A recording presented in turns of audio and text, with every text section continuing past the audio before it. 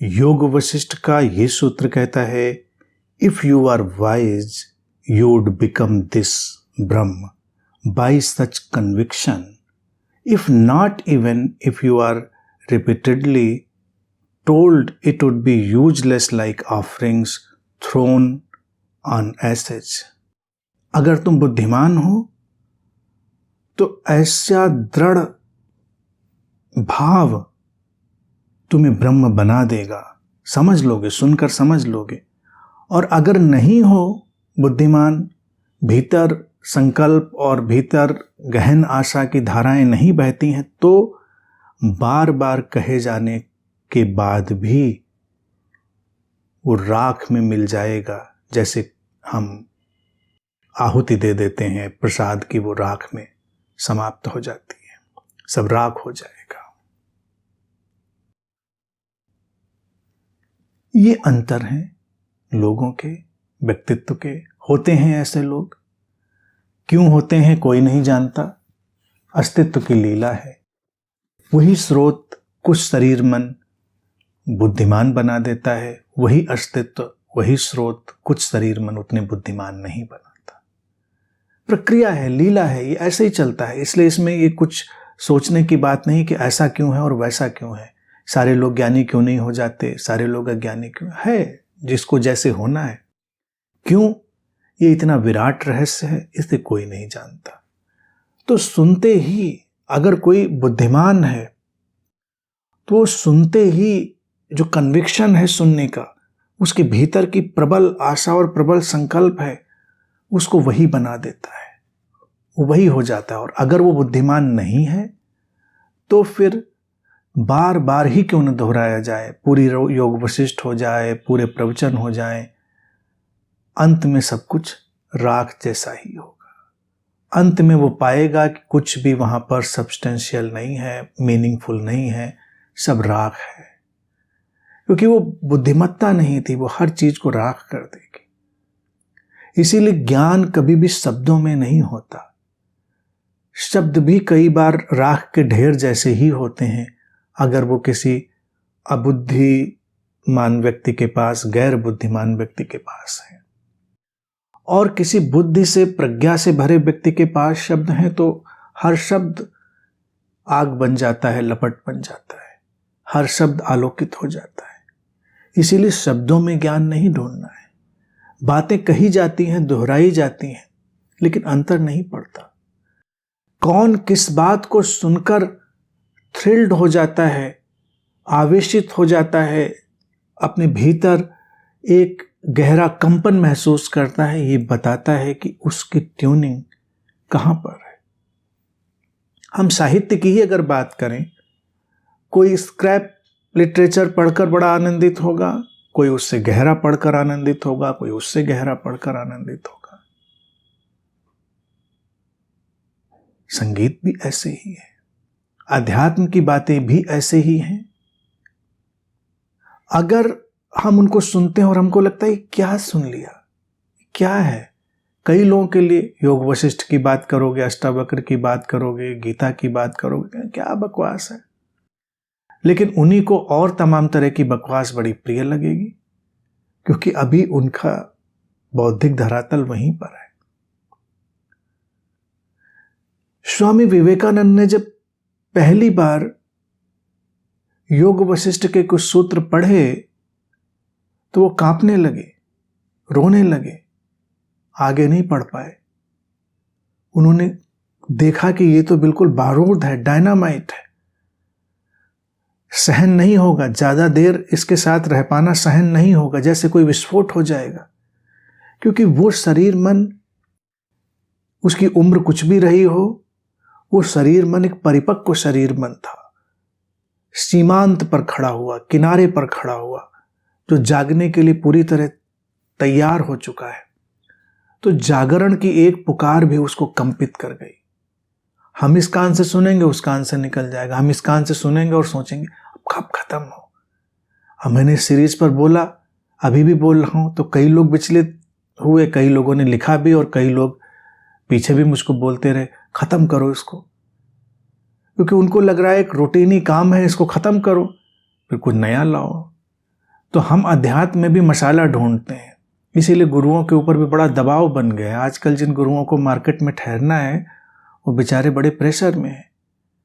उनको गीत संगीत तमाम तरह का मनोरंजन लेकर आना पड़ता है। लोग सुनते ही नहीं। कोई गंभीर बात, कोई गहरी बात कही, भीड़ ही नहीं आएगी, उठकर लोग चले जाएंगे। कहें कौन सुने। तो थोड़ी देर बोला, थोड़ी देर गाना बजाना हुआ, थोड़ी देर ऑर्केस्ट्रा हुआ, थोड़ी देर कुछ और उछल कूद हुई, तो पब्लिक हुक्ड रहती है, जनता बंधी रहती है। उसको लगता है मजा आ रहा है, मनोरंजन आ रहा है। हमको किस बात में मजा आ रहा है वही तो हमारे होने को बताता है। किस बात पर हमारा हृदय द्रवित हो गया, किस बात पर हमारी आंखों में आंसू आ गए, किस बात पर हमारे होठों पर मुस्कान आ गई, वही तो हमारे होने को बताता है। वास्तविकता वही है कि हम वही हैं।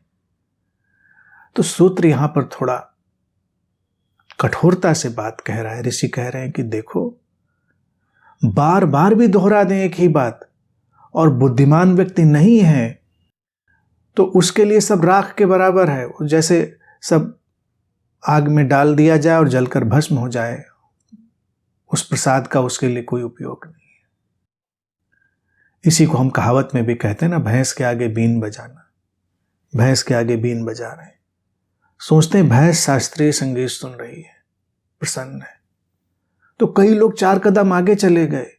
उन्होंने कहा कि अब ये जो दूध हम ला रहे हैं आपके घरों में, वो उन भैंसों, उन गायों का है जो शास्त्रीय संगीत सुनती हैं, इसीलिए ये इतना महंगा है। ये जो घी आ रहा है इस ब्रांड का, ये ध्यान मग्न गायों और भैंसों का है। उनके आसपास साधक ध्यान करते हैं और बीन बजाते हैं, यानी कि सितार बजाते हैं, कोई बांसुरी बजाता है तो कोई कुछ करता है, और गाय भैंसें उसको सुनती हैं। और इसलिए उनके अंदर क्वालिटेटिव चेंज हो जाता है उनके अंदर। लेकिन क्या वो सचमुच में सुनती हैं? उनको कोई लेना देना है आपके इस नफीरी से, बांसुरी से, सितार से? उनको कोई लेना देना नहीं। आपने बजाया तो बजाया, इसीलिए तो कहा भैंस के आगे बीन बजाना। आप बजाओ और निकल लो, भैंस बुलाने नहीं आएगी। अगर भैंस किसी दिन आपको बुलाने आ जाए कि भाई साहब फिर से एक बार बजाइए, तब समझ लेना कि हाँ, उसको बड़ी रुचि थी, उसके लिए सजा है। उसको तो जो आपने खाने पीने को दिया उसी में मजा है। तो कोई भैंस किसी को कभी दोबारा बीन बजाने के लिए बुलाने नहीं जाती। और अगर भैंस दोबारा चली जाए सुनने के लिए, तो इसका मतलब यह भैंस नहीं रह गई, इसके अंदर कुछ और जाग गया है। तो हम भी क्या चीज दोबारा सुनते हैं? क्या चीज दोबारा सुनते हैं? हम किस चीज की तरफ दोबारा जाते हैं? हम किस चीज की तरफ दोबारा आकर्षित होते हैं? वही तो हमारे प्राणों में बसा है। अभी कोविड होकर गुजरा, डिस्टेंस था, शराब नहीं मिल रही थी, लोग परेशान थे। जैसे ही शराब की दुकानें खुली, और सरकारें भी कितनी मजेदार है, सबसे पहले उन्होंने शराब की दुकानें ही खोली। सब कोविड वगैरह भूलकर लोग टूट पड़े। 2 इस बगल में, 2 उस बगल में, 3 बोतलें इधर खोसे हुए, कुछ हाथ में पकड़े हुए। ऐसे कितने फोटोग्राफ, कितने दृश्य हम लोगों ने देखे। तो हम क्या चीज लेने दौड़ पड़ेंगे? हम किस चीज को दोबारा देखने, सुनने, जानने, स्वाद लेने के लिए भागेंगे? वही हमारा अंतरतम है। अगर कभी हमें योग वशिष्ठ के जैसे सूत्र दोबारा सुनने की इच्छा जाग जाए, तो हम वशिष्ठ होने लगे, फिर हम राम होने लगे, फिर हमारे भीतर उस ब्रह्म की अनुगूंज आने लगी। लेकिन अगर हमको लगे कब निपटे, तो हम मनोरंजन ढूंढ रहे हैं, हमको मनोरंजन चाहिए, लेकिन हम बात नहीं समझ रहे।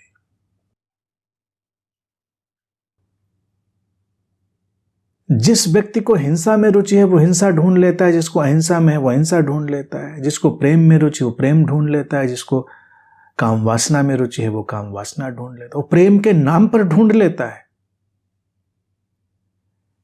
जिसको जिस चीज में रुचि है वो वही ढूंढ लेता है। उसके लिए आत्यंतिक ज्ञान की बातें राख हो जाती हैं। सूत्र कह रहा है तो बुद्धिमान बनो, ताकि श्रवण मात्र से, दर्शन मात्र से रूपांतरण घट जाए, एक क्रांति हो जाए। हम तैयार हैं तो कुछ भी संभव है। लकड़ियां सूख गई हैं तो एक चिंगारी उनको जला देगी। लकड़ियां अभी गीली हैं तो आग में डालने पर भी वो धुआं धुआं ही होंगी, वक्त लगेगा। लेकिन हर लकड़ी अंततः जल जाती है, वक्त लगता है। किसी में ज्यादा धुआं उठता है, आंखों को ज्यादा परेशान करता है, आंखें ज्यादा परेशानी में पड़ती हैं उस धुएं से, लेकिन अंततः तो लकड़ी जल ही जाती है। अंततः तो हम ब्रह्ममय हो ही जाते हैं। इसलिए इतना भी परेशान होने की बात नहीं है कि क्यों अभी मेरे साथ ऐसा नहीं है। लकड़ी अभी गीली है, उसको सूखने दो। इसीलिए मैं कहता हूं अपराध बोध नहीं, लेकिन अहंकार बोध भी नहीं। अपराध बोध से बचकर अहंकार बोध में चले जाएं तो वो भी तो खतरनाक है। अगर अभी ज्ञान का आलोक नहीं आया है तो जाने कि नहीं आया है, वो प्रामाणिकता होगी। हम जहां खड़े हैं वहीं जाने प्रामाणिक हैं। अगर एक हत्यारा पूरी प्रामाणिकता से जान ले कि मैं हत्यारा हूं, रूपांतरित हो जाएगा। अतीत की घटनाएं, आज के युग की घटनाएं अगर उनको देखेंगे तो बात समझ में आ जाएगी। प्रामाणिकता ही रूपांतरण का सूत्र है। लेकिन हैं हम हत्यारे वस्तुतः, और हम मान कर चल रहे हैं जीवन बचाने वाला, तो फिर कोई चीज काम नहीं आएगी। जैसे कोई चिकित्सक है और वो चिकित्सा करना चाहता है तो उसके माध्यम से चिकित्सा होगी। वो हाथ भी रख देगा कंधे पर तो चिकित्सा होगी। लेकिन चिकित्सक अगर लुटेरा है तो चिकित्सक नाम तो लगाएगा लेकिन नकली पेसमेकर लगाएगा। वो जबरदस्ती सर्जरी करेगा, वो जबरदस्ती के पैकेज बनाएगा, वो सब कुछ जबरदस्ती करेगा। नाम होगा चिकित्सा। तो ऐसे ही जीवन में है। अगर हम प्रामाणिक रहते हैं तो जीवन रूपांतरित हो जाता है। कल्पना करो ऐसे समाज की, अगर हम चिकित्सा की ही बात करें, अगर किसी भी